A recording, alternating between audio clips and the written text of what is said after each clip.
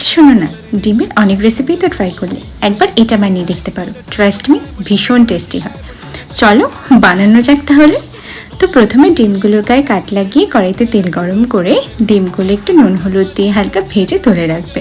তারপরে ওই কড়াইতে আর একটু তেল দিয়ে পেঁয়াজ কুচি, কয়েক কোয়া রসুন, একটু আদা, কাঁচা লঙ্কা আর কয়েক টুকরো কাজু বাদাম দিয়ে ভালো করে ভেজে অল্প একটু জল দিয়ে 5 মিনিটের জন্য ভাপিয়ে নেবে। এরপর পেঁয়াজটাকে ঠান্ডা করে নেওয়ার পরে মিক্সার গ্রাইন্ডারে পেঁয়াজ আর একটু ধনেপাতা দিয়ে একটা স্মুথ পেস্ট বানিয়ে নেবে।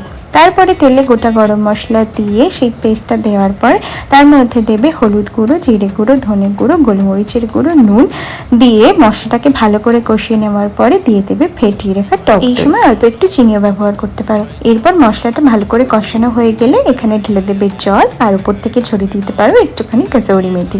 তারপরে ডিমগুলো দিয়ে ভালো করে ফোটালেই রেডি টেস্টি ডিম।